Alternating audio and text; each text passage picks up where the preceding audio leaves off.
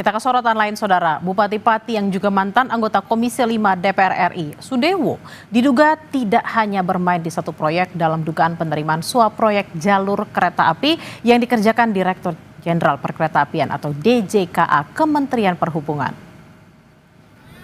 Komisi Pemberantasan Korupsi mendalami peran Bupati Pati Sudewo dalam dugaan penerimaan suap proyek jalur kereta api DJKA Kemenhub.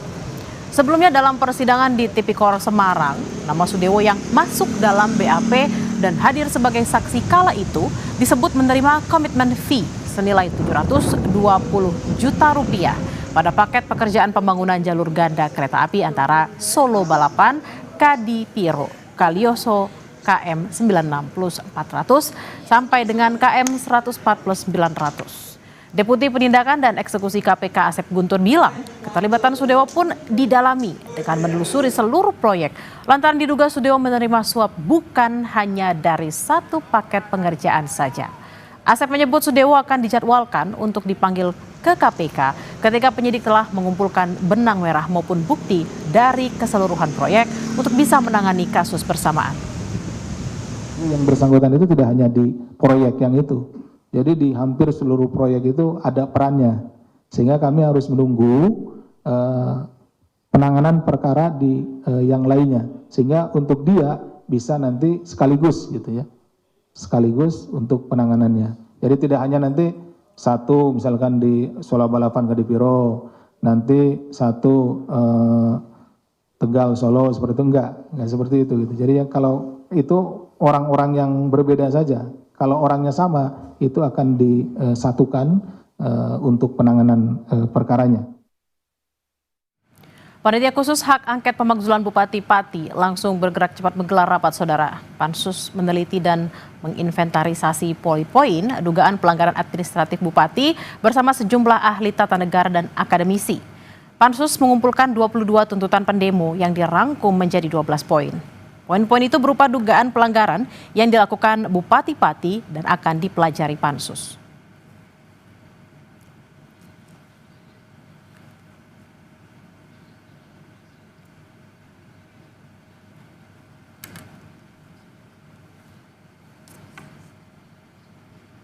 Kita akan bahas soal hak angket yang kini tengah bergulir di DPRD Kabupaten Pati bersama dengan Muntamah, anggota DPRD Pati fraksi PKB sekaligus Sekretaris Pansus Hak Angket Pemakzulan Bupati Pati. Selamat siang Bu Muntamah dengan Bella di studio. Selamat siang, Assalamualaikum. Waalaikumsalam. Bu, kemarin Pansus Hak Angket memeriksa sejumlah ahli, ada ahli tata negara dan juga akademisi. Apa saja hasil pembahasannya, Bu?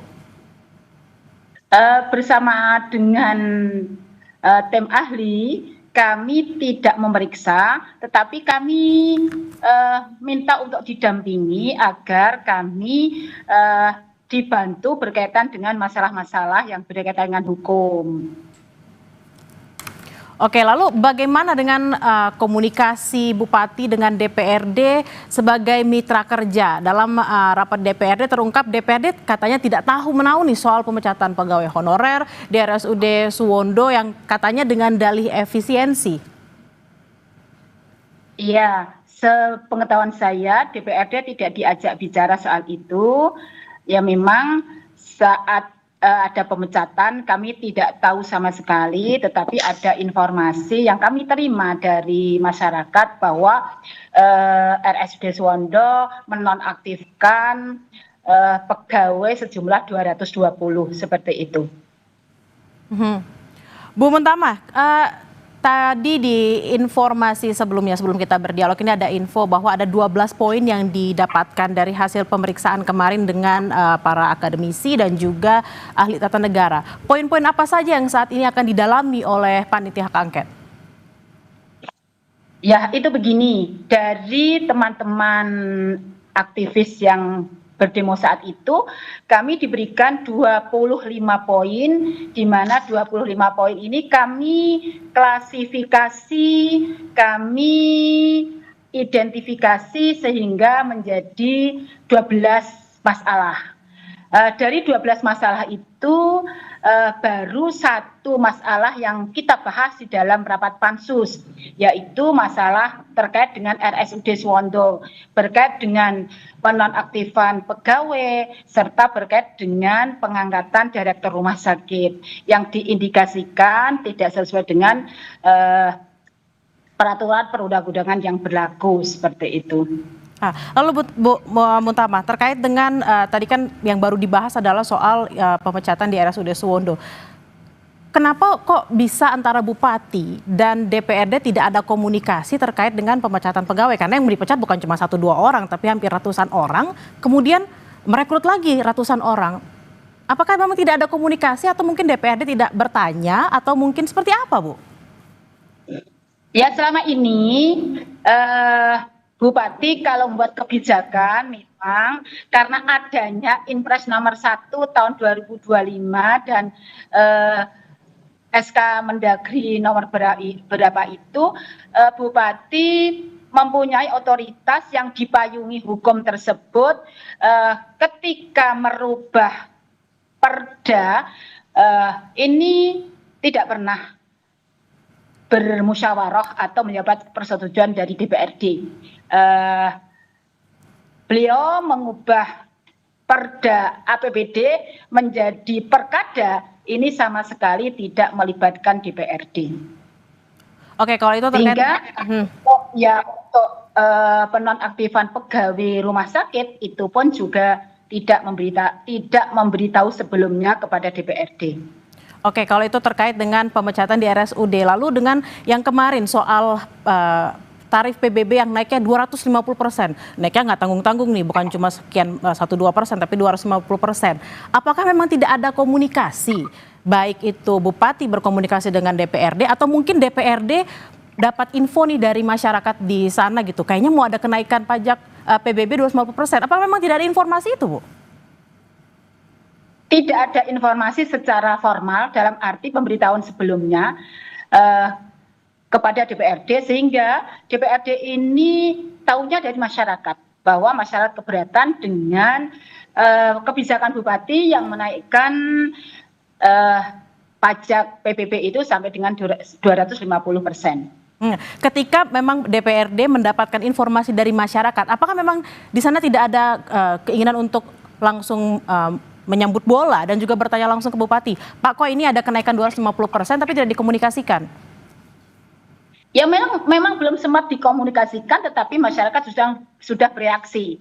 Ketika masyarakat bereaksi, kami sebagai representasi dari masyarakat, ya reaksi kami adalah itu tadi, menggulirkan hak angket.